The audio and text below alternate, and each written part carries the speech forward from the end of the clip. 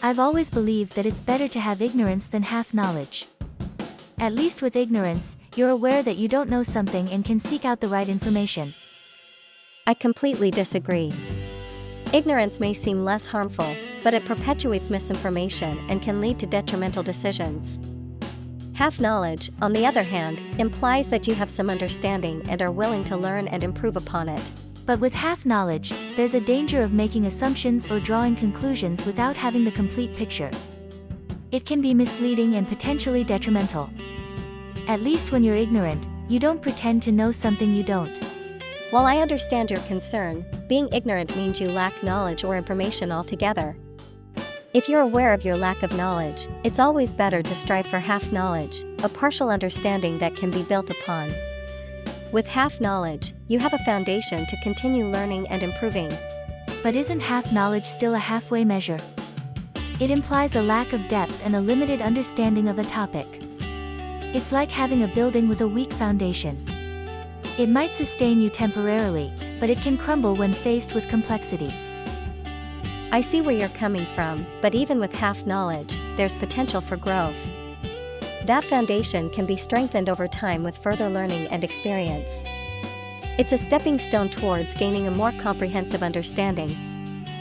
I understand your point about potential growth, but I still believe that half knowledge can be dangerous.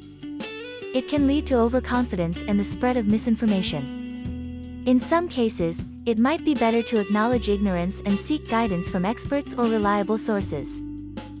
I agree that overconfidence can be detrimental, but it's important to remember that nobody starts off as an expert. Half knowledge is a stepping stone, and as long as one acknowledges its limitations and seeks out further knowledge, it can be a valuable starting point. I suppose I can see the value in approaching half knowledge with humility and a willingness to learn.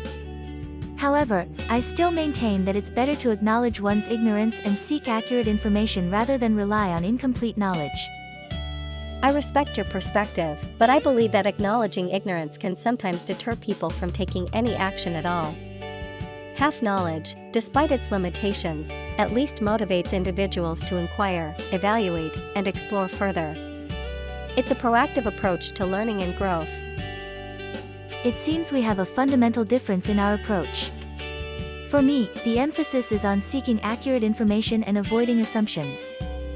While I understand your point about the motivation that comes with half knowledge, I still believe that embracing ignorance can lead to more responsible decision-making. I understand your viewpoint as well.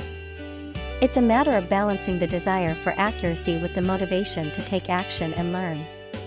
Each approach has its merits, and perhaps a combination of both, being mindful of the limitations of half knowledge while remaining open to further learning, can lead to a more well-rounded perspective.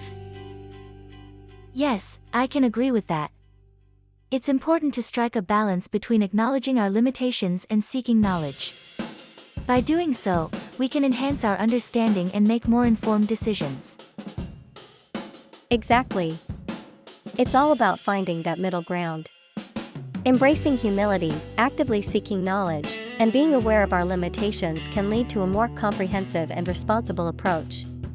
Well, it seems like we've reached a point of understanding.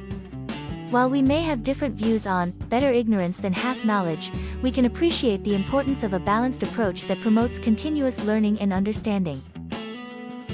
Absolutely. It's been a thought-provoking discussion, and I'm glad we could find common ground. Striving for a balanced approach will undoubtedly lead to better outcomes in our quest for knowledge.